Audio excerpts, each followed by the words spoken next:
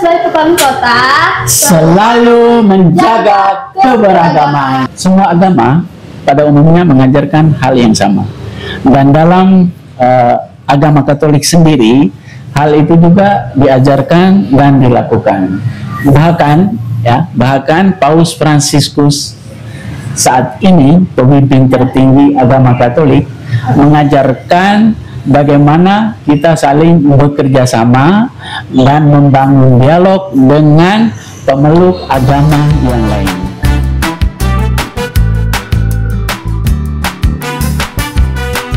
Selamat siang sobat. Hari ini kita akan berada sama Pak Barto. Hai Pak, apa kabar? Hai Sika, kabar baik. Sika apa kabar? Baik. Ya. Pak, Sika boleh tanya? Boleh, dengan senang hati. Di kelas 6 kan ada materi tentang keberagaman. Apa saja itu keberagamannya Pak? Oh ya, baik, terima kasih pertanyaannya. Baik, keberagaman yang ada di Indonesia itu merupakan satu kekayaan bagi bangsa dan negara kita. Ya, misalnya keberagaman alam, keberagaman suku, keberagaman budaya, keberagaman bahasa, dan satu lagi yang tak kalah penting adalah keberagaman beragama. Boleh dikasih contohnya Pak? Baik, kalau keberagaman alam, misalnya di Kalimantan sini itu ada satu kayu khas Kalimantan adalah kayu ulin. Sika tahu kayu ulin? Tahu. Oh ya. Dan kalau di tempat lain, kalau di NTT sendiri ada satu kayu namanya kayu cendana. Nah, itu menjadi kekayaan alam bagi bangsa Indonesia. Kalau suku di Indonesia banyak sekali sukunya. Ada suku Dayak, ada suku Flores, ada suku Toraja, ada suku Manado, ada suku Batak, dan lain-lain. Oke, kita lanjutkan ya. Ya. Tujuannya apa Pak, kalau boleh tahu? Baik, tujuan kita mempelajari keberagaman agar yang pertama kita dapat mengetahui bahwa keberagaman yang ada di Indonesia merupakan kekayaan yang kita miliki. Kekayaan itu berasal dari Tuhan yang Maha Esa. Baik. Lalu yang kedua, setelah kita mengetahui tentang keberagaman, kita harus berusaha untuk memelihara, menghormati, dan menghargai keberagaman yang ada. Kalau contohnya yang ada di sekolah, yang mana Pak?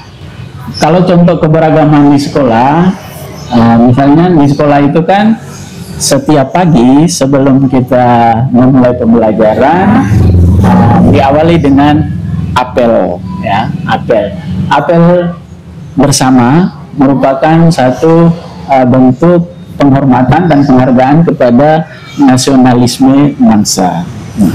Setelah apel, lalu sebelum pembelajaran kita mengawalinya dengan doa. Ya, benarkan sih Kak tiap hari berdoa? Ya. Ketika kita mengawali dengan doa, maka setiap pembelajaran itu, kegiatan hari ini kita jalankan dengan baik, dengan mudah. Seperti itu. Apa hubungan antara keberagaman dan agama? Baik, hubungan antara keberagaman dan agama, seperti yang saya sampaikan di awal, bahwa keberagaman yang ada merupakan kekayaan dan merupakan anugerah dari Tuhan yang Maha Esa. Sebagai bangsa Indonesia, kita yakin dan percaya bahwa kita beriman pada Tuhan. Dalam hubungan dengan agama, agama apapun yang ada di Indonesia selalu mengajarkan tentang bagaimana cara kita menghormati, kita menghargai, dan membangun toleransi dan kerjasama. Ya. Dalam hubungan dengan agama, sebagai orang yang beragama, ya, nilai-nilai seperti itu harus dihayati dalam hidup. Baik Pak. Nah, seperti itu. Oh ya Pak, kan banyak nih orang-orang yang berargumen tentang keberagaman. Nah, banyak sekali orang yang tidak menghargai semua pendapat orang lain. Kayak mana menurut Bapak? Baik, kalau menurut saya, ketika ada orang-orang seperti itu dan dalam pandangan keagamaan itu hanya pribadi-pribadi tertentu, bukan semua orang. ya. Jadi pribadi-pribadi tertentu yang merasa diri bahwa apa yang dilakukan itu tidak menyenangkan bagi dia atau bagi kelompoknya. Jadi dia melakukan seperti itu. Tetapi pandangan seperti itu hanya pada individu-individu tertentu, bukan semua orang yang ada di Indonesia. Jadi banyak atau jarang-jarang ada orang kayak gitu ya Pak? Ya, jarang sekali. Tapi ada.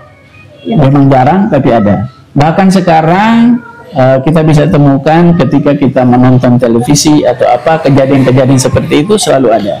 Bahkan anak-anak sekolah, pelajar juga melakukan hal yang sama. Nah, oke, sekarang Bapak balik bertanya, kalau seandainya Sika alami di sekolah, apa yang Sika lakukan? Sika akan menegurnya. Ya, selain itu, Sika akan menasehatinya untuk tidak akan melakukan itu lagi. ya itulah yang akhlak dan sikap yang harus dikembangkan dalam lingkungan sekolah kita. Seperti itu. Menurut Bapak, apakah agama kita, agama Katolik, juga melakukan hal yang sama? Baik, ini yang pertanyaan yang menarik. Semua agama pada umumnya mengajarkan hal yang sama, dan dalam agama Katolik sendiri hal itu juga diajarkan dan dilakukan.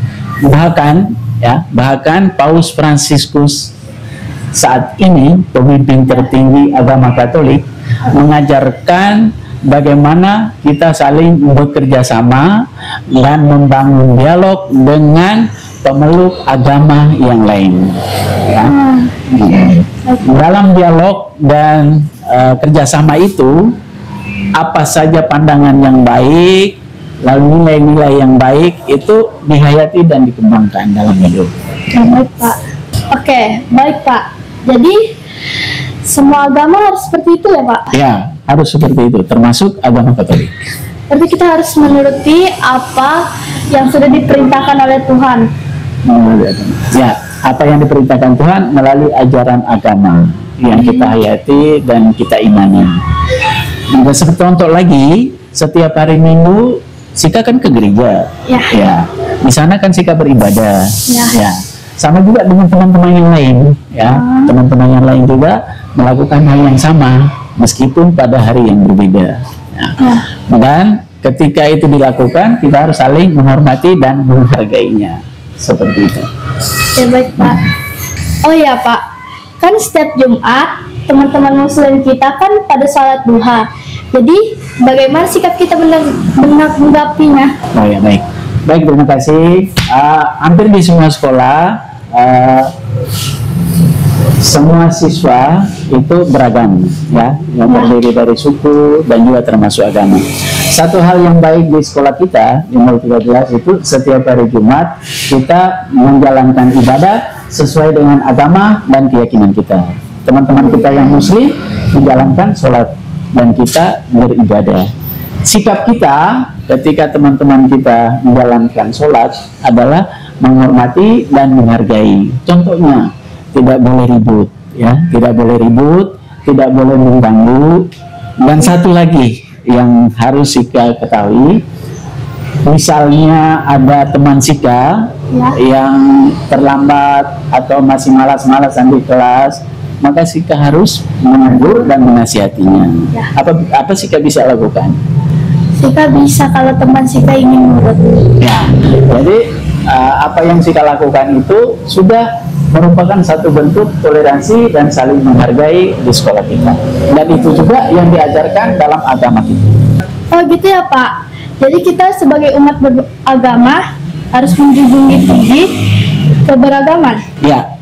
Dan itu harus dan wajib hukumnya, ya. Karena ketika saling menghargai dan menghormati, maka hidup kita menjadi rukun dan damai. Baik Pak, terima kasih Pak. Sama-sama untuk waktu hari ini. SDN 013 Balikpapan Kota selalu menjaga keberagaman.